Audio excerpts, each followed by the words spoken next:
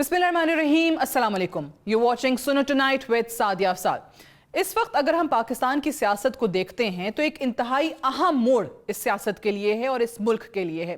एक तरफ जो हुक्मरान इत्तेहाद है वो आपस में सलाह मशवरे में मसरूफ़ है, जिसकी कोशिश है कि निगरान सेटअप ऐसा आ जाए कि जिस पर सबका इत्तफाक हो। कैसा होना चाहिए, मुद्दत कितनी होनी चाहिए, कोई ऐसी चीज़ ना हो जो कि गैर कानूनी और गैर आइनी हो। इस पे हम रोज़ हुकूमती जितनी भी जमातें हैं उनसे कुछ ना कुछ सुन रहे होते हैं।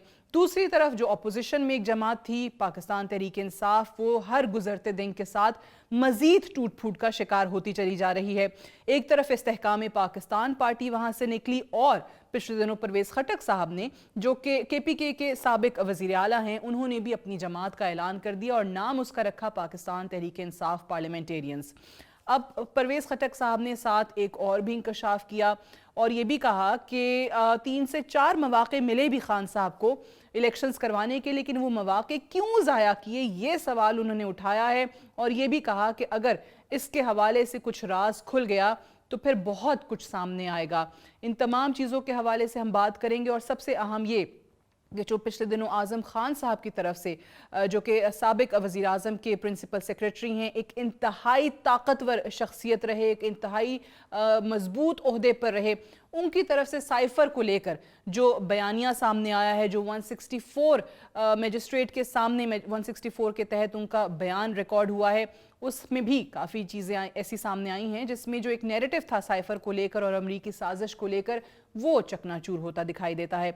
इन तमाम चीज़ों के हवाले से आज प्रोग्राम में तफसीली बात करने के लिए हमारे साथ मौजूद हैं एक इंतहाई सीनियर सियासतदान, और वो सियासतदान जिन्होंने पाकिस्तान तहरीक इंसाफ में बहुत अरसा गुजारा और अब अपनी जमात के सदर हैं, इस्तेहकाम पाकिस्तान पार्टी के सदर अब्दुल अलीम खान साहब। बहुत शुक्रिया अलीम खान साहब, प्रोग्राम के लिए आपने वक्त निकाला। सबसे पहले तो मेरे ख्याल से लेटेस्ट जो खबर है आज़म खान वाली, उसी पे बात कर लेते हैं। आई एम श्योर आप जब हुकूमत में थे वज़ीर के तौर पे इधर भी रब्ता होता होगा, आज़म खान से भी मुलाकातें रहती होंगी, उनके इस बयान को कैसे देखते हैं? कितनी अच्छी वाकफियत थी आपकी आज़म खान साहब से? आज़म खान साहब के बारे में मैं सिर्फ आपको ये बताऊं कि अगर कोई प्राइम मिनिस्टर इन रियल था इन प्राइम मिनिस्टर हाउस तो वो आज़म खान साहब थे। और आज़म खान की मर्ज़ी के बगैर 4 साल में मेरे ख्याल में कोई काम नहीं हुआ। और इमरान खान साहब को असल में आज़म खान वो पहले सेक्रेटरी थे जो उनकी ज़िंदगी में आए, और जब वो उनके पास हुकूमत थी KP में, और ये आज़म खान साहब जो हैं एज सेक्रेटरी वहाँ पे काम करते थे, और उसके बाद वो प्रिंसिपल सेक्रेटरी बने टू द चीफ मिनिस्टर। उस वक्त से इमरान खान साहब जो हैं वो उनके साथ लियाज़ॉन में है। खान साहब ने जो कि ज़िंदगी में कभी कोई सेक्रेटरी, कभी कोई IG, कभी कोई चीफ सेक्रेटरी कभी नहीं देखा था, तो वो पहली दफ़ा जब उनको वो मिले तो वो उन्हीं को लगा कि बस यही हैं जो साहब जो अब यही हमें पाकिस्तान को जो है वो मुश्किलों से निकाल लेंगे। इनसे पहले अरबाब शहजाद साहब भी तो जी, अरबाब शहजाद अब इनके साथ रहे हैं, लेकिन वो कम रहे हैं। और वो जो आज़म खान का 3.5 साल का दौर था इमरान खान के दौर में, वो पूरा कंप्लीट सुपरमेसी का था और पूरा कंट्रोल था उनका, और कोई फैसला जो है वो आज़म खान की मर्ज़ी के बगैर नहीं होता था। इमरान खान साहब खुद इन तमाम चीज़ों का शऊर रखते थे, उनको ख़बर होती थी आज़म खान साहब जो कुछ भी कर रहे होते थे। मिसाल के तौर पे आपको याद होगा तैयबा गुल साहिबा वाला एक एपिसोड हुआ था चेयरमैन नैब के हवाले से। उन्होंने कहा कि जी मुझे हब्से बेजा में रखा गया वज़ीर आज़म हाउस। फिर DGFI होते थे बशीर मेमन, उनके हवाले से खबरें आई कि जी आज़म खान साहब ने उनको PM ऑफिस के बाथरूम में बंद कर दिया था। तो पता होता था ये जो वज़ीर आज़म को उस वक्त ये जो अल्लाह का निज़ाम है ना, ये मकाफ़ात अमल जो है, ये तो इंसान ने वो ज़रूर वो उससे गुजरता, और जो अपने आप को समझते रहे हैं कि हम बहुत पावरफुल हैं, वो कहीं ना कहीं तो फिर अल्लाह के उस जो शिकंजा होता है उसमें कहीं ना कहीं पकड़े जाते हैं। आज़म खान साहब भी वैसे थे, इमरान खान साहब तो है ही हैं। उनको ये यकीन था कि मैंने कभी मेरी हुकूमत ख़त्म नहीं होगी, और वो ये समझते थे कि अगला आर्मी चीफ़ जो है वो मैं लगाऊंगा, और वो आर्मी चीफ जो है उन्होंने उनको कहा था कि आप अगली दफ़ा भी 5 साल होंगे, और इन्होंने कहा था कि आप भी 6 साल होंगे। यकीन दिलाया गया था तो वो दोनों एक दूसरे को 5-5, 6-6 साल के लिए फिक्स करके बैठे हुए थे। तो खान साहब अगले 5 साल के लिए वज़ीर आज़म बन गए थे, और अगले आर्मी चीफ जो है वो 6 साल के लिए वो भी आ गए थे। तो फिर अल्लाह का निज़ाम चला, और फिर वो ना प्राइम मिनिस्टर रहे और ना वो आर्मी चीफ रहे। तो اعظم خان صاحب کے ساتھ بھی یہ ہے کہ اب اعظم خان صاحب نے اس تمام جو کچھ وزیر اعظم ہاؤس میں ہوتا ہے وہ ان کی کنسنٹ کے ساتھ ہوا، ان کے سامنے ہوا. ہی نوز H and every thing. Imran Khan کے دور میں جو 5 جن کو میں گینگ آف 5 کہتا ہوں، جس کے اندر فرح گوگی بھی تھی، اور اس کے اندر جو ہے وہ ایک ہمارے ڈیولپر ہیں وہ بھی تھے، اور ساتھ جو ہے وہ مسز خان بھی تھیں، اور ساتھ اعظم خان بھی تھے. ٹھیک ہے، یہ سارا ایک گینگ تھا جو پاکستان چلا رہے تھے. بیسیکلی وہ یہ لوگ تھے، اور اعظم خان نے ہی ایک بندہ اپوائنٹ کرایا تھا جو کہ اسپیشل برانچ میں اور جو کہ آئی بی میں تھے، تاکہ وہ جو رپورٹس بھی چاہتے تھے، جیسے انہوں نے اگر کسی کے بارے میں رپورٹ بنوانی ہوتی تھی تو وہ پہلے اس کو بتاتے تھے کہ مجھے یہ رپورٹ چاہیے، اور وہ آئی بی او کا جو چیف تھا وہ ان کو ان کی مرضی کے مطابق وہ جو رپورٹ چاہتے تھے وہی بنا کے بھیج دیتے تھے. اگر آج وزیر اعظم کو علیم خان کے خلاف کرنا ہے تو علیم خان کے خلاف رپورٹ پہلے سے تیار ہوتی تھی، اور وزیر اعظم ہو سکتا ہے ان کو پہلے بتاتے ہوں کہ مجھے کس کے خلاف رپورٹ چاہیے اور کس کے حق میں رپورٹ چاہیے. تو وہ کیونکہ جب آپ عمران خان کو میں ملتا تھا تو وہ کسی کے بارے میں بات کرتے تھے تو وہ مجھے کہتے ہوتے تھے کہ اس کی میں نے رپورٹ چیک کی ہے بہت ہی بری ہے، یا اس کی رپورٹ چیک کرائی ہے بہت ہی اچھا آدمی ہے. تو میں ان کو کہتا تھا کہ یہ رپورٹ تو آپ جو کہتے ہیں وہ رپورٹ بن جاتی ہے. اگر آپ نے کسی کے بارے میں اچھائی جو ہے وہ دیکھنی ہے تو آپ باہر سے چیک کریں، مختلف رپورٹس لیں، آئی ایس آئی سے رپورٹ لیں، آئی بی سے رپورٹ لیں، آپ ایم آئی سے رپورٹ لیں، آپ وزیر اعظم ہیں.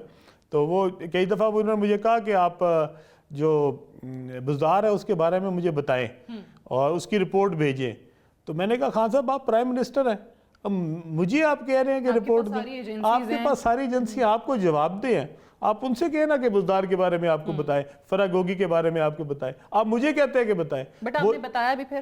جی میں نے بتایا تو پھر میں اندر چلا گیا. بتانے کا مجھے انہوں نے ایوارڈ دیا، انہوں نے مجھے پھر 4 مہینے کے لیے اندر بھیج دیا.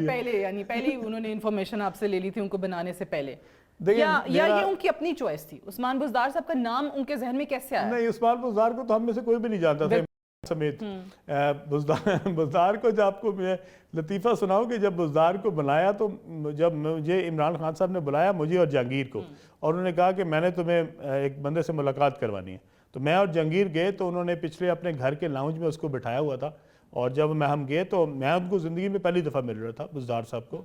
اور جہانگیر صاحب نے کہا کہ میں ان کو ایک دفعہ ملا ہوں، ان کو ہم نے جب وہ ٹکٹ دی تھی وہ جو جنوبی اتحاد آیا تھا، تو جنوبی اتحاد میں بزدار صاحب بھی تھے، اور وہ میرے خیال میں ہمیں 20 دن پہلے جوائن کیا تھا انہوں نے.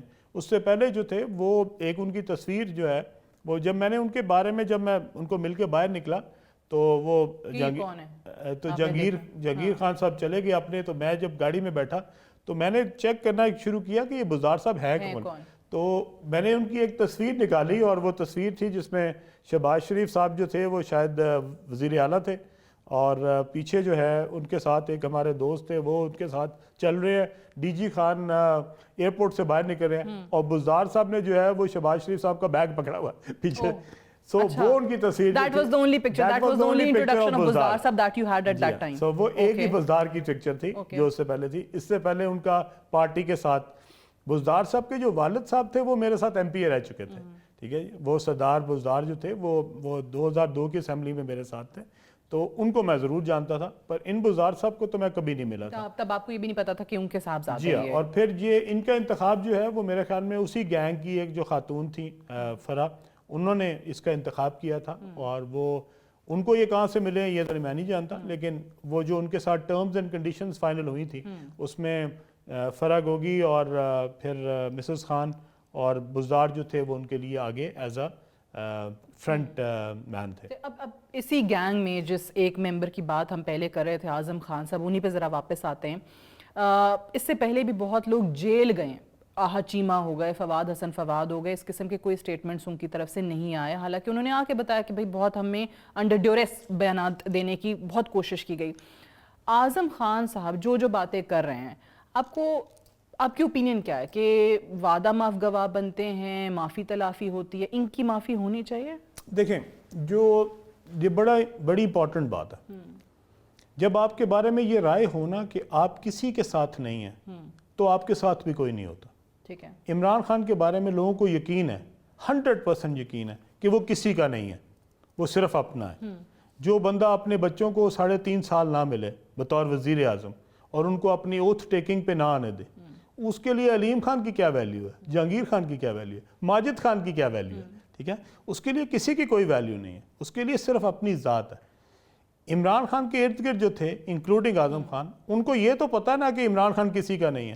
کل اگر عمران خان کو یہ پتہ لو کہ یہ پوری کی پوری پی ٹی آئی جو اب بچ گئی ہے، اس کو اگر میں ایک ٹرک پہ چڑھاؤں اور اس کے نیچے بم لگا دوں اور وہ بم اڑ جائے اور اس کے بعد جو مجھے فائدہ ہو کہ میں وزیر اعظم لگ جاؤں گا، تو عمران خان ایک سیکنڈ بھی نہیں لگائے گا اس بم کو لگانے میں اور چڑھانے میں، ٹھیک ہے؟ اس کو ہر صورت اقتدار چاہیے، اس کو ہر صورت اپنے آپ کو بطور پرائم منسٹر دیکھنا ہے۔ اس کے لیے اگر اس کو یہ لگتا ہے کہ کسی عمل میں یہ نکل آیا کہ تم اپنے بچوں کو 3.5 سال نہیں ملو گے، وہ تمہارے لیے شاید نحوست کا باعث ہوگی، اچھا یہ عمل میں نکلا تھا؟ تو یہ عمل میں نکلا تو 3.5 سال نہیں ملا، اپنے بیٹوں کو نہیں ملا۔ اور میں بیٹی کی بات نہیں کر رہا، جوازی پیدا کرنے کی کوشش کی گئی، یا جو میڈیا کو بتایا جاتا رہا وہ یہ کہ دیکھیں جی اب یہ انہوں نے ایک روش، ایک روایت جو ہے وہ اپنائی ہے، اور وہ یہ کہ وہ جو شاہانہ اخراجات ہوتے ہیں وہ نہیں ہوں گے وزیر اعظم کے۔ دیکھیں بچے بھی شامل نہیں ہو رہے، تو وزیر اعظم تو جو ہے وہ آسٹیریٹی ڈرائیو پہ عمل کر رہے ہیں۔ آسٹیریٹی کی ضرورت نہیں ہے، عمران خان اپنی جیب سے ان ان کو ٹکٹ دیں اور ان کو بلائیں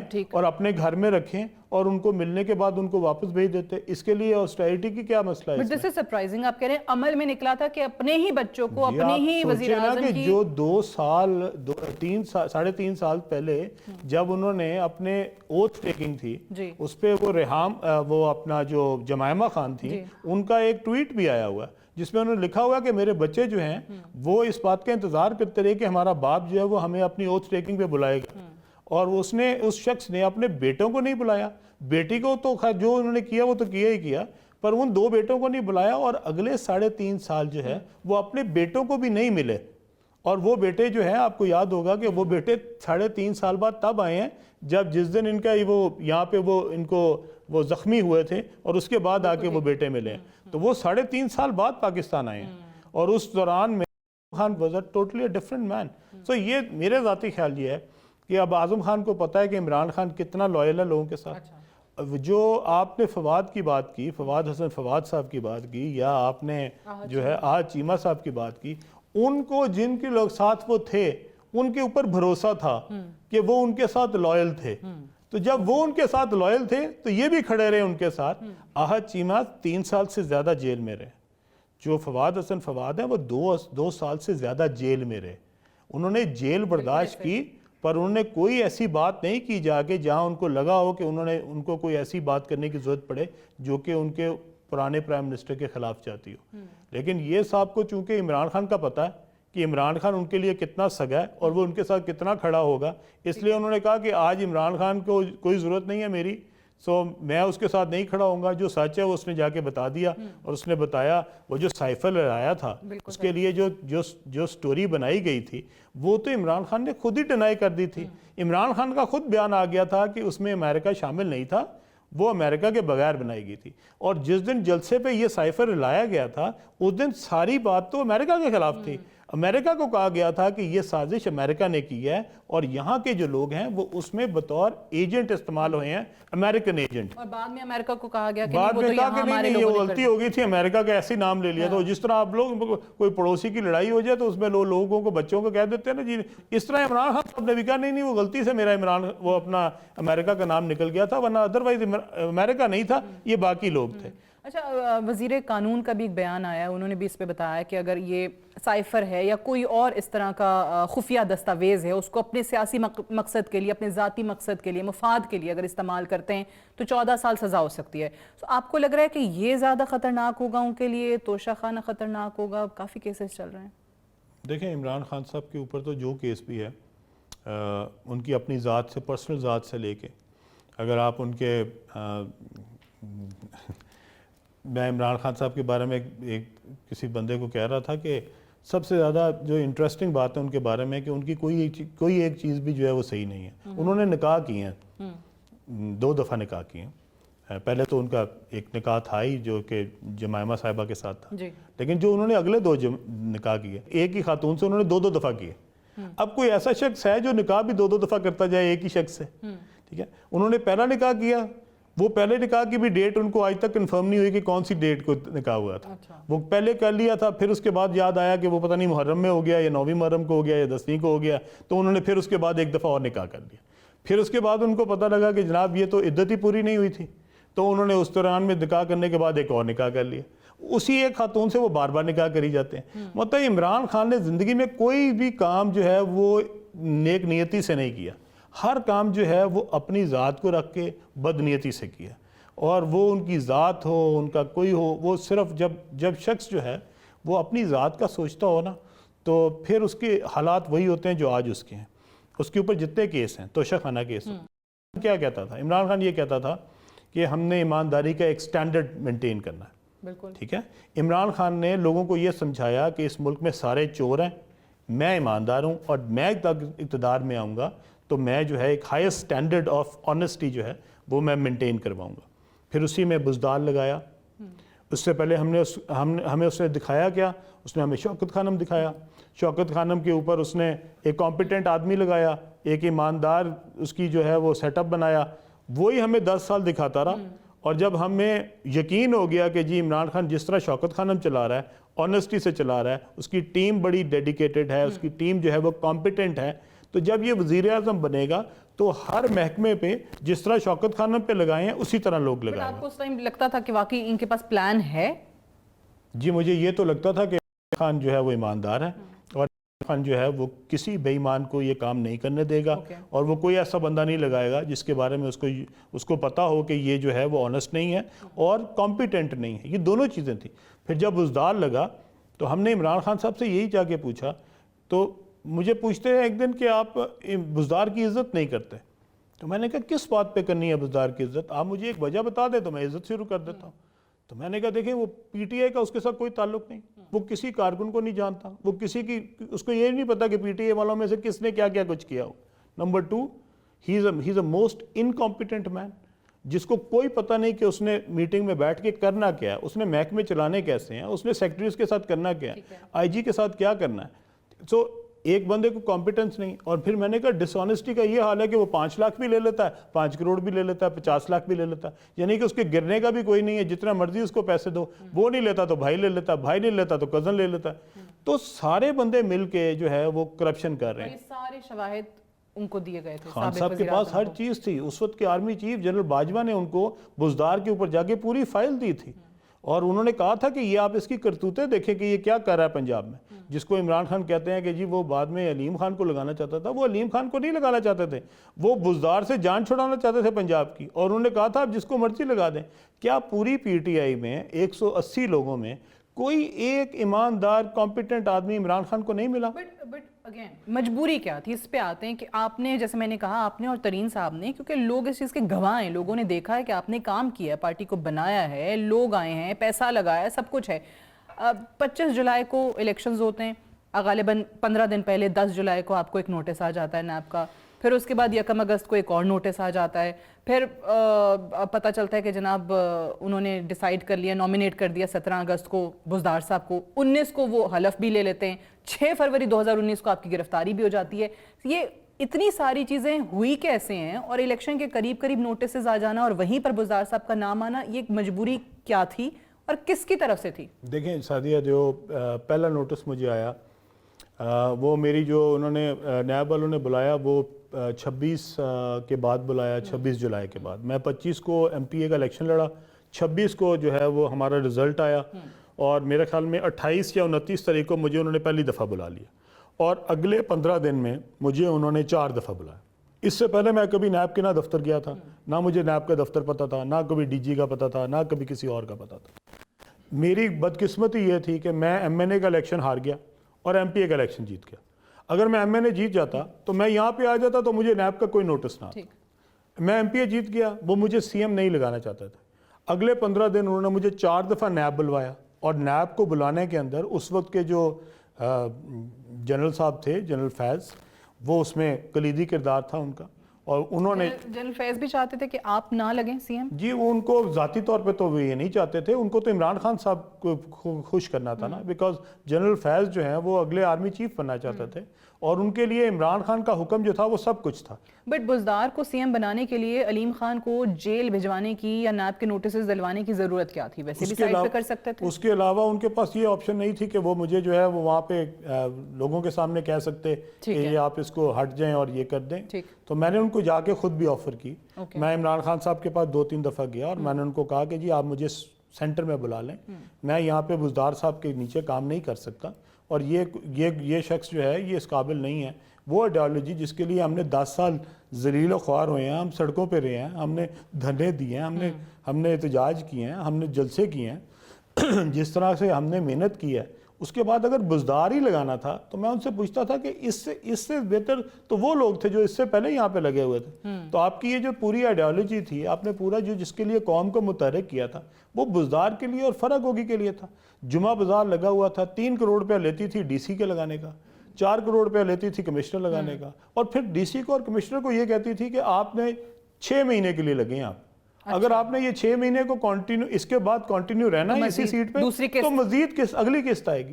مطلب یہ کوئی حال تھا عمران خان؟ یہ وجہ ہے کہ وہ ہر کچھ دنوں کے بعد ہم دیکھتے تھے کہ کوئی وزارت کا سیکریٹری چینج ہو رہا ہے، کبھی کوئی چیف سیکریٹری چینج ہو رہا ہے۔ 8 چینج ہوئے ہیں، ایک سیکریٹری، بالکل 8 سیکریٹری چینج ہوئے ہیں۔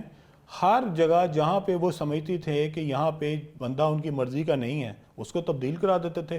جو ان کے ساتھ پارٹنر ان کرائم بنتا تھا، جو ان کے ساتھ رشوت کے اندر اپنی دہاڑیاں لگا لیتا تھا، وہ وہاں رہتا تھا، دوسرا چینج ہو جاتا تھا۔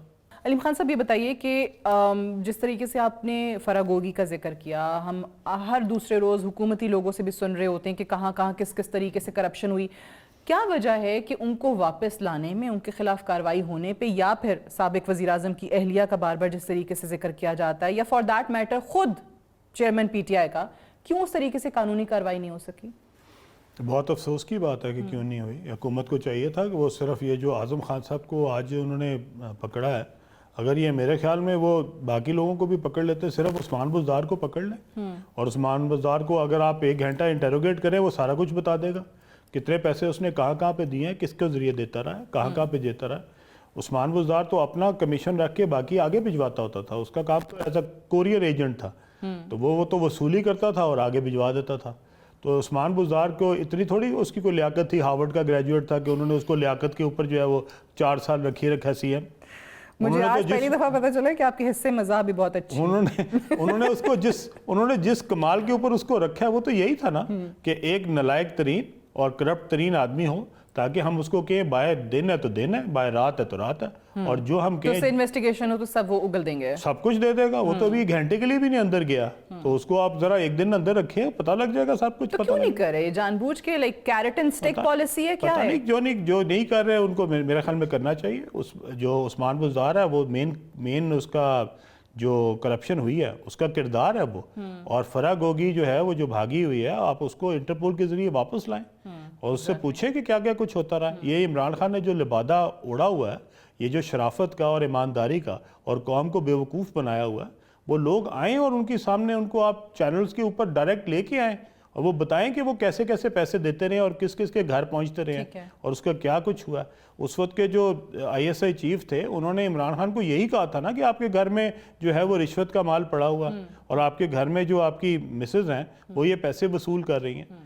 تو عمران خان صاحب نے جنرل ناصر منیر نے، جی ہاں بالکل، جو اس وقت کے آرمی چیف ہے، انہوں نے صرف یہی کہا تھا جس کی وجہ سے انہوں نے ان کو ہٹا دیا۔ تو میرے خیال میں اس بیان 300 ایکڑ زمین کا انہوں نے آپ پہ الزام لگایا ہے، جی ہاں وہ خان صاحب کرانے کا، اور ترین صاحب کا کہا کہ وہ شوگر کیسز ان کے بہت زیادہ۔ جی ہاں وہ شوگر کیسز میں عمران خان کے ساتھ جتنے لوگ بیٹھے ہوئے تھے، اگر شوگر کی قیمت بڑھتی ہے تو صرف جہانگیر ترین کی جو فیکٹری ہے صرف اس کی قیمت بڑھتی ہے، باقی سارے سستی چینی بیچ رہے تھے، اور جہانگیر ترین کی جو مل ہے وہ مہنگی شوگر بیچ رہی تھی۔ میری 300 ایکڑ کی وہ بات کرتے ہیں، وہ 300 ایکڑ جو میری زمین ہے، یہ وہ زمین ہے، یہ وہ سوسائٹی ہے جو میں نے 2010 میں بنائی تھی، اور 2012 میں میرے والد کی تدفین کے اوپر عمران خان صاحب وہاں موجود تھے، اسی سوسائٹی میں موجود تھے، اور اسی کے لیے وہ مجھے کہتے ہیں کہ 2018 میں جب وہ وزیر اعظم بن گئے کہ میں نے صرف 300 ایکڑ کے لیے. عمران خان صاحب کو تو یہ بھی پتہ نہیں ہے کہ وہ سوسائٹی تھی کتنے ایکڑوں کی. یہ جو سوسائٹی جو میں نے اسلام آباد میں بنائی ہے یہ عمران خان صاحب نے مجھے خرید کے دلوائی تھی. اور اس کے اوپر ان کا ایک دوست ہے مبشر صاحب, اور ان کے ایک دوست ہے جن کا نام ہے عمر فاروق عرف گولڈی صاحب لے کے آئے تھے, جن کا شیپس ہے. اور وہ گولڈی صاحب میرے پاس مبشر صاحب کو لے کے آئے تھے کہ عمران خان صاحب نے مجھے فون کیا کہ میرا دوست ہے اور اس سے زمین لے لو. اور یہ میں نے جو اسلام آباد کا پروجیکٹ بنایا یہ اسی زمین کے اوپر بنایا. عمران خان صاحب کو یہ باتیں کرنے سے پہلے یہ تو سوچنا چاہیے کہ یہ جو زمین بیچتے انہوں نے مجھے کہا تھا کہ یہ اس شخص کے پاس پیسے نہیں ہیں, تم لے لو, اس کو ریلیف چاہیے. اور میں اس وجہ سے اسلام آباد میں پروجیکٹ بنایا, ورنہ میں تو پروجیکٹ اسلام آباد میں بنا بھی نہیں رہا تھا. یہ لاہور کی 300 ایکڑ زمین جو ہے یہ 3000 ایکڑ میں سے یہ 300 ایکڑ زمین کا میرے پہ الزام لگا رہے ہیں, اور وہ زمین کا الزام لگا رہے ہیں جو کہ میں نے پرائیویٹ انڈیویجول سے خریدی تھی.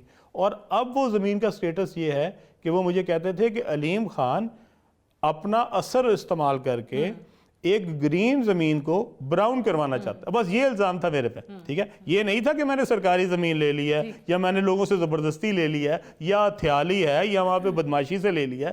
یہ کہتے تھے کہ یہ اس کا سٹیٹس تبدیل کرنا چاہتا ہے, جبکہ عمران خان صاحب نے اس ساری ریور بیلٹ کی ساری زمین کا سٹیٹس خود تبدیل کر دیا بائی گیونگ اٹ ٹو روڈا. روڈا کیا ہے؟ ایک ریور راوی اربن ڈیولپمنٹ پروجیکٹ ہے جو کہ وہ ساری زمین جو کہ ریور کے ساتھ ساتھ ہے وہ ساری زمین ہی گرین تھی, اس ساری کو اب وہ براؤن کر کے وہاں ایک ڈیولپمنٹ اتھارٹی بنا رہے ہیں. بہت سارے لوگ جو پی ٹی آئی چھوڑ کے آپ کی جماعت میں آئے اور مختلف وجوہات کی بنا پہ آئے, اور خاص طور سے تو 9 مئی کے واقعے کے بعد انہوں نے لا تعلقی کا اظہار بھی کیا, بٹ اس میں سے بہت سارے لوگ ایسے بھی ہیں جن کا مختلف کیسز میں بھی نام آ رہا ہے. مثال کے طور پہ اب اعظم خان والا یہ جو سائفر والا معاملہ ہے, انہوں نے 4 وزراء کے نام لیے ہیں. اسد عمر ہیں, شاہ محمود ہیں, شیریں مزاری ہیں, فواد چودھری ہیں, جن کے حوالے سے انہوں نے کہا کہ ان کا رول بھی بڑا اہم تھا. تو فواد چودھری تو آپ کی جماعت میں بیٹھے ہوئے ہیں. تو میں نے کون سا کہا کہ اگر کوئی میری جماعت میں ہوگا تو وہ جا کے اس کا نام میں نکلوا دوں گا؟ ایسا تو نہیں ہوگا. جو جس کا بھی ہوگا نام, میرا بھی نام ہوگا تو میں بھی اپنی جا کے جہاں پہ مجھے جانا ہوگا, اگر مجھے ایف آئی اے بلائے گی تو میں جاؤں گا, اور اگر فواد چودھری صاحب نے بھی جانا ہوگا تو وہ جائیں گے. بلکہ الیکشن کمیشن میں آپ نے دیکھا ہوگا معافی بھی مانگی ہے. ہاں, اچھے کی انہوں نے اگر کوئی ایسی چیز ہے جس کے اوپر ان کو ضرورت ہوگی ایکسپلینیشن دینے کی, تو میرے خیال میں ہماری پارٹی میں ہو یا ہماری پارٹی میں نہ ہو, جہاں پہ بھی آپ نے کوئی ایسا کام کیا ہے جس کے لیے قوم کو آپ کی ایکسپلینیشن کی ضرورت ہے, آپ کو کسی ادارے کو ضرورت ہے, تو وہ ہم سب جائیں گے, ہم سارے اس کے لیے جواب دیں. اور جو کوئی کام ایسا ہوگا جس کے لیے مجھے بھی اگر کوئی ادارہ بلائے گا تو میں بھی جاؤں گا. بٹ یہ فواد چودھری ہو گئے, عمران اسماعیل ہیں, علی زیدی ہیں, ان کی بڑی تقاریر ہم نے سنی تھی کہ آپ کا کس طریقے سے ساتھ دیں گے, پارٹی کا ساتھ کس طریقے سے دیں گے, ملک کے لیے کیسے کام کریں گے. بس ایک جماعت سے لگتا ہے اٹھ کے دوسری جماعت میں آ گئے ہیں, اس کے بعد سے سب غائب ہیں. نہ میڈیا پہ کوئی آئی پی پی کی ریپریزنٹیشن ہو رہی ہے ان لوگوں کی طرف سے. صرف 2 لوگ یا 3 چہرے کہہ لیجئے, مراد راس ہیں, فردوس عاشق اوان ہیں, اور خرم روکڑی صاحب ہیں, وہ نظر آتے ہیں. آپ کی پارٹی کو یہ لوگ تیار ہی نہیں ہیں ان کی ترجمانی کرنے کے لیے؟ میرا نہیں خیال کہ کوئی ایسی چیز ہے. غائب کیوں ہیں پھر؟ وہ میرے خیال میں ابھی وہ جو ایک ٹائم ہوتا ہے نا درمیان میں, جس کو آپ کہتے ہیں کہ شاید ابھی وہ اس میں اپنے آپ کو ڈھال رہے ہیں, تو نئی جماعت انہوں نے جوائن کی ہے, اس کے حساب سے ابھی اپنے آپ کو اپنی پرائرٹیز کے مطابق میرے خیال میں کر رہے ہیں.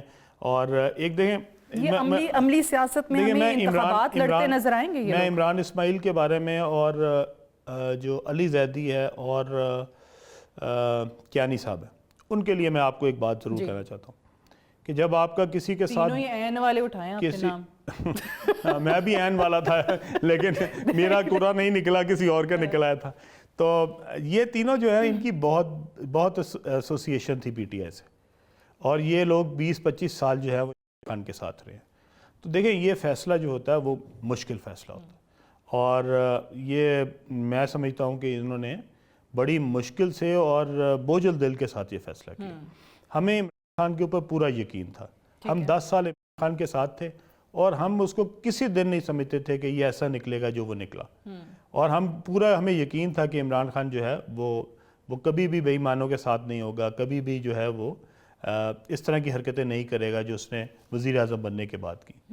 سو افسوس میں تو یہ سارے تھے, یہ بھی سب تھے, اور ہم سب جب اکٹھے بیٹھتے تھے, ہم سب کولیگز تھے, اور اس میں اسد عمر صاحب بھی اور شاہ محمود قریشی بھی اور باقی لوگ بھی، شیریں مزاری بھی، وہ سارے ان لوگوں پہ وہ سارے ہی افسوس کا اظہار کرتے تھے جو خان صاحب کر رہے تھے. یہ لوگ آپ کے پارٹی کے پلیٹ فارم سے الیکشنز لڑتے نظر آئیں گے ہمیں؟ جی بالکل لڑیں گے، سارے لڑیں ٹکٹس گے، دیں گے آپ؟ بالکل بالکل اپنے اپنے حلقوں میں سے سب لڑیں گے. آئی پی پی کا آپ کا ارادہ کیا ہے؟ ضم کریں گے پرویز خٹک صاحب کی جماعت کے ساتھ، جو کہ ابھی تو فی الحال وہ کہہ رہے ہیں کہ جی میری اپنی ایک الگ جماعت ہے. انہوں نے تو کافی انکشافات بھی کیے ہیں، وہ کہتے ہیں 3-4 دفعہ خان صاحب کو مواقع ملے تھے الیکشنز کروانے کے، کیوں نہیں مانا؟ اور اگر میں نے بتا دیا تو لوگوں کی آنکھیں کھل جائیں گی. کہ آپ کے علم میں ہے کہ میرے واقعی خیال ان میں کو پرویز خٹک صاحب کو ہم نے بھی دعوت دی تھی. وہ کیوں نہیں آئے؟ وہ میرا ذاتی خیال یہ ہے کہ وہ یہ سمجھتے تھے کہ یہ پنجاب سے زیادہ ہم دونوں ہیں، چونکہ ہمارے چیئرمین بھی پنجاب سے ہیں اور میں بھی پنجاب سے ہوں. تو وہ میرا ذاتی خیال ہے کہ ان کو لگتا تھا کہ ہم کے پی کے لوگ جو ہیں وہ دوست جو ہیں وہ اکٹھے ہو کے ایک اپنی جماعت بنا لیں، اور ہمیں اس پہ کوئی اعتراض نہیں ہے. دیکھیں جو پی ٹی آئی میں لوگ تھے جو محب وطن تھے اور وہ چاہتے تھے کہ ہم ملک کی ترقی میں اپنا کردار ادا کریں، اور انہوں نے ایک جذبے کے تحت خان کا ساتھ دیا تھا، اور انہوں نے ایک بڑی امید کے ساتھ جو ہے وہ تحریک انصاف جوائن کی تھی، اور ہم لوگوں نے بڑی اس کے لیے قربانیاں دی ہیں. لوگ بہت سارے ایسے ہیں جنہوں نے دن رات محنت کی ہے تحریک انصاف میں. یہ عمران خان نے اکیلے تو تحریک انصاف کو یہاں تک نہیں پہنچایا. خان کو یہاں تک پہنچانے میں لوگوں کی بہت مشقت ہے، بہت محنت ہے اور بہت قربانیاں ہیں. اور اگر وہ لوگ آج جو ہے وہ عمران خان سے یا اس کے فلسفے سے یا جو کچھ اس نے 9 مئی کے بعد کیا اور جس طریقے سے اس نے آج تک وہ رویہ اپنایا ہے، وہ میرا خیال میں کوئی بھی پاکستانی جو محب وطن ہے وہ اس کے ساتھ نہیں رہ سکتا. اور اس کے لیے ہم نے ایک پلیٹ فارم دیا، ہم نے آئی پی پی بنائی، اور ہم نے یہ کہا کہ وہ تمام دوست جو اس کے ساتھ تھے ہم سب اکٹھے تھے، ہمیں سیاست تو کرنی ہے، وہ لوگوں نے سیاست تو کرنی ہے، تو ان کے پاس ایک پلیٹ فارم ہونا چاہیے. وہ نون کے ساتھ نہیں جانا چاہتے تھے، وہ پیپلز پارٹی میں لوگ نہیں جانا چاہتے تھے، تو ان کے لیے ہم نے پلیٹ فارم دیا. اگر پنجاب میں اور سندھ میں ہم نے یہ پلیٹ فارم ان کو لگا کہ ہمارا ہے زیادہ، کہیں نہ کہیں تو آپ کو سیٹ ایڈجسٹمنٹ پیپلز پارٹی یا نون لیگ کے ساتھ کرنی پڑے گی. نہیں ہم کوئی نہیں کر رہے جی، ہم اپنا الیکشن لڑیں گے، ہم آزاد الیکشن لڑیں گے. ہمارا کوئی تعلق نہیں ان سے، ہمارا پی ڈی ایم کی حکومت سے کوئی تعلق نہیں. رانا ثناء اللہ صاحب کا ایک بیان ویلا آیا تھا کہ وہ نہیں چاہتے کہ ان کی جماعت کہیں سیٹ ایڈجسٹمنٹ کرے. پھر عطا تارڑ صاحب نے ہمارے ہی پروگرام میں پچھلے ہفتے کہا تھا کہ نہیں کرنی تو پڑے گی. کہیں پر آئی پی پی کے بہت ساؤتھ پنجاب میں اچھے اسٹرانگ کینڈیڈیٹس بھی ہیں، یہ انہوں نے اعتراف کیا. انہوں نے کہا میں اپنی جماعت کو کہوں گا کہ کریں. دیکھیں ہمیں اپنی جماعت کے لیے کسی سے کوئی بھیک نہیں چاہیے. ٹھیک ہے ٹھیک ہے، آپ نے طے کر لیا کہ آپ سیٹ ایڈجسٹمنٹ نہیں کریں گے. ہمارے جو لوگ ہیں جو کہ پی ٹی آئی میں لوگ تھے، ان کے مقابلے میں نون لیگ نے الیکشن لڑا تھا، اور وہ سارے لوگ جو تھے یا وہ نون لیگ کو ہرا کے یا نون لیگ سے ہار کے تو پھر جو ہے وہ پارٹی میں تھے. ہم نے نون کے خلاف بھی الیکشن لڑنا ہے، ہم نے پیپلز پارٹی کے خلاف بھی الیکشن لڑنا ہے، اور ہم نے پی ٹی آئی کے خلاف بھی الیکشن لڑنا ہے. تو ہمارا کینڈیڈیٹ جو ہے وہ ہم ہر جگہ آئیں گے. ہم ایک منشور کے ساتھ پارٹی جو ہے وہ جا رہی ہے اپنے الیکشن میں، اپنی کیمپین کرے گی. ہمارا جو منشور ہے وہ ایک آئیڈیل منشور ہے، کیونکہ ہم نے یہ 10 سال میں رہ کے دیکھا ہے کہ عمران خان صاحب نے جو وعدے کیے تھے، جو دعوے کیے تھے، وہ دعوے تو کوئی پریکٹیکل ہی نہیں تھے. جیسے انہوں نے کہا کہ 50 لاکھ گھر بناؤں گا. آپ کو پتہ ساتھی ہے، میں نے خان صاحب کو جب انہوں نے یہ اعلان کیا تو میں ان کے پاس شام کو ملا، تو میں نے کہا خان صاحب آپ کو اندازہ ہے 50 لاکھ گھر ہوتے کتنے ہیں؟ تو انہوں نے کہا کتنے ہوتے ہیں؟ میں نے کہا جی اگر لاہور کی آبادی 1 کروڑ ہو تو 5 لوگ ایک گھر میں رہتے ہوں تو لاہور ٹوٹل میں 20 لاکھ گھر ہے. تو یہ میں نے کہا 50 لاکھ گھر تو کراچی پورے میں بھی نہیں ہے.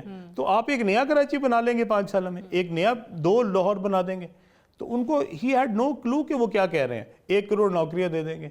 تو بات یہ ہے کہ ہم وہ بات کر رہے ہیں جو کہ ہم آگے پریکٹیکلی کر سکیں. ہم یہ کہہ رہے ہیں کہ جی ہم نے تمام وہ لوگ جو کہ متوسط طبقے سے ہیں، جن کو 300 یونٹ تک جو ہے وہ بجلی جو ہے وہ ہم ان کو فری دیں گے. کیسے دیں گے؟ B I S P program جو ہے، اس میں اگر آج 500 ارب ہے، اس کو ہم 1000 ارب کریں گے، اس کو ہم 1500 ارب کریں گے. فنڈ ریز کریں گے. حکومت کا کام صرف پیسے خرچ کرنا نہیں ہے، حکومت کا کام جو ہے وہ فنڈ ریز کرنا بھی ہے. آپ فنڈ ریز کریں اور ان لوگوں پہ لگائیں جن کو اس کی ضرورت ہے. آپ اپنے غریب لوگوں پہ منشور کی بنیاد پہ الیکشن ہم منشور پہ جائیں گے. ہم اپنے کسانوں کے لیے جو ہے، جو غریب کسان ہے اس کے لیے ہم جو ٹیوب ویل کی ہے بجلی وہ فری کرنے لگے ہیں. ہم اپنے جتنے مزدور ہیں اس کے لیے کم از کم اجرت جو ہے وہ 50,000 کرنے لگے ہیں. ہم ہر یونین کونسل کی سطح پہ ایک فری ڈسپینسری بنوانے لگے ہیں. اکتوبر یا نومبر میں اگر مدت پوری ہوتی تو اکتوبر، اور اگر پہلے تحلیل کر دیتے تو نومبر. الیکشنز نہیں ہوتے دونوں مہینوں میں، آگے جاتے ہیں, کوئی کیئر ٹیکر سیٹ اپ ایسا آتا ہے, بعد میں ڈیسائیڈ کرتے ہیں, کیونکہ الیکشن کمیشن کو بھی تو اب مزید امپاور کر دیا ہے, ڈیسائیڈ کر سکتے ہیں وہ, تو پھر آپ کی جماعت کا کیا رد عمل دیکھیں جو ہوگا؟ پاکستان کے مسائل ہیں نا اس وقت, وہ کیئر ٹیکر حل نہیں کر سکتا. ٹھیک, پاکستان کے مسائل کے لیے ہمیں اسٹیبلٹی چاہیے, ہمیں ایک ایسی گورنمنٹ چاہیے جس کے ساتھ جو بھی فورن انویسٹرز آتے ہیں, آپ کے پاس IMF آتا ہے یا آپ کے پاس ورلڈ بینک آتا ہے یا کوئی اور چیز آتی ہے, ایون آپ کے جو دوست ممالک ہیں وہ بھی اس کے ساتھ بات کرنا چاہتے ہیں جس کو ان کو پتا ہو کہ یہ اگلے 5 سال ہے. جو 3 مہینے کے لیے ہو اس کے لیے کون بات کرتا ہے؟ تو ان کو تو یہ بھی نہیں پتا کہ اس بھائی نے 3 مہینے کے بعد کہاں ہونا. تو اس لیے میرے خیال میں پاکستان کے فائدے میں اب یہ ہے کہ حکومت کا ٹینیور پورا ہو گیا ہے, فری اینڈ فیئر الیکشن کرائے جائیں, نگران سیٹ اپ پورا ایک جو ہے وہ امپارشل ہو, اور جو ٹائم پہ الیکشن ہو, اور جو بھی حکومت میں آئے اس کے ہینڈ اوور کیا جائے اقتدار, تاکہ پاکستان کو جو مستحکم ہم نے کرنا ہے اس کے لیے لوگوں کو چانس مل سکے. ٹھیک. اچھا ایک آخری سوال, کیونکہ مجھے کافی دیر سے وہ کہہ رہے ہیں ٹائم ختم ہو رہا ہے, کیونکہ آپ نے یہ ذکر کیا تھا کہ خان کو وزیر اعظم بنانے کے لیے نواز شریف کو نااہل کرایا گیا. سو میں اس لیے بحیثیت اینکر, بحیثیت صحافی سوال کری ہوں کیونکہ یہ چیز ہم ٹی وی پہ بیٹھ کے بڑا عرصہ کرتے رہے ہیں, مجھ سمیت تمام اینکرز نے کی ہے. وہ جو واجد ضیاء کی GIT تھی, وہ جو 10 والیومز تھے اس پر ہم بات کرتے تھے, کبھی کوئی حصہ کبھی کوئی حصہ, وہ سب کہانی تھی, فسانہ تھا. دیکھیں جو پچھلے پرائم منسٹر صاحب تھے ان کے بارے میں یہ فیصلہ ہوا تھا نواز شریف کو ہٹانا ہے اور ان کو جو ہے اس سے اگلے الیکشن میں جو ہے وہ نااہل کرانا ہے, اور یہ جنرل فیض اس میں کلیدی کردار ادا کیا تھا انہوں نے, اور اس کے ساتھ جو لوگ شامل تھے, عمران خان صاحب اس میں شامل تھے, اور اس میں ہماری پارٹی کے دوست بھی ان کے ساتھ جاتے ہوتے تھے جب پہلے وہ مذاکرات جنرل فیض کے ساتھ ہوتے تھے. اچھا, بہت سارے جو مذاکرات عمران خان صاحب نے, میرا جو یہ اسد عمر اور شاہ محمود کی بات کر رہے ہیں جی بالکل, اس میں وہ جاتے تھے, پرویز خٹک صاحب بھی جاتے تھے. اچھا, اور وہ مذاکرات کا حصہ رہے ہیں, اور میرا ایک گھر ہے یہ F7 میں, وہاں پہ بھی عمران خان صاحب نے مختلف ٹائمنگ میں ان کے ساتھ ملاقاتیں کی ہیں, اور وہ جب گاڑیوں میں جاتے تھے, اب تو دوسروں پہ الزام لگاتے ہیں عمران خان صاحب کی گاڑیوں میں گئے ہیں, وہ خود گاڑیوں میں کس طرح جاتے تھے یہ بھی ہمیں پتہ ہے. اچھا, ہاں اس لیے تو شہباز شریف کا تو پورا وہ سوشل میڈیا پہ PTI والوں نے کہا وہ ڈگی میں جایا کرتے تھے, وہ سوشل میڈیا والوں کو اصل میں یہ نہیں نا پتا کہ عمران خان صاحب گاڑی کس کی میں جاتے تھے. تو گاڑی تو علیم خان کی تھی جس میں جاتے تھے. آپ کی گاڑی میں جاتے تھے؟ جی ہاں, وہ گارڈ بھی میرے تھے, ڈرائیور بھی میرے تھے, پیچھے جو ڈالے تھے وہ بھی میرے تھے, جو جہاز تھے وہ بھی ہمارے تھے, یا جہانگیر کے تھے یا میرا تھا. ٹھیک ہے, تو اس کے علاوہ تو خان صاحب کبھی کسی جگہ پہ نہیں پہنچے جب تک کہ وہ یا ہماری گاڑی پہ نہیں بیٹھے یا ہمارے جہاز پہ نہیں بیٹھے.